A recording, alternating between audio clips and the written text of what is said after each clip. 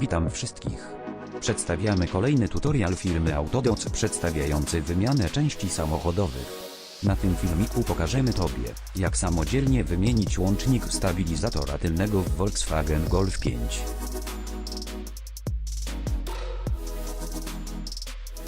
Zdejmij koła tylne.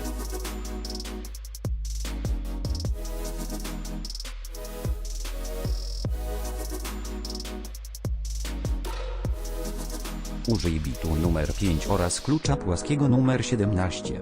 Odkręć łączniki stabilizatora.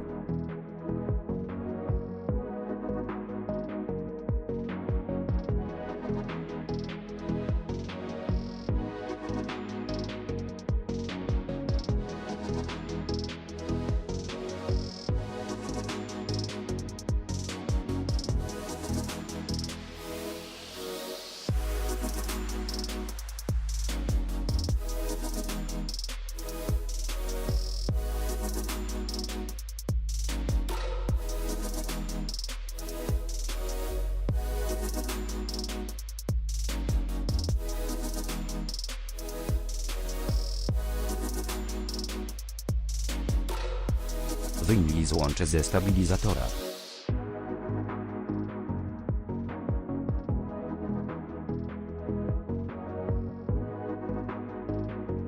Zamontuj nowy drążek, dokręć łączniki.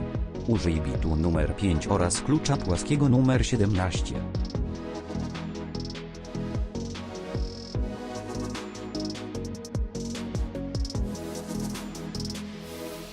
Sprawdź znajdujący się poniżej opis do linków do naszego sklepu internetowego, w którym możesz kupić części zamienne.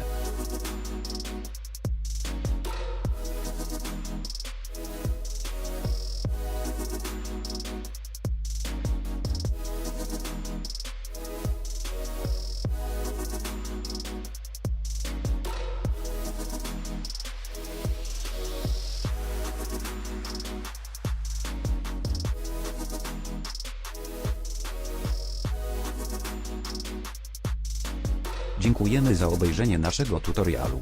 Zapisz się na kanał Autodoc i nie przegap nowych filmików. Jeśli go polubiłeś, kliknij w przycisk lubię i podziel się nim ze swoimi znajomymi. Miłego dnia.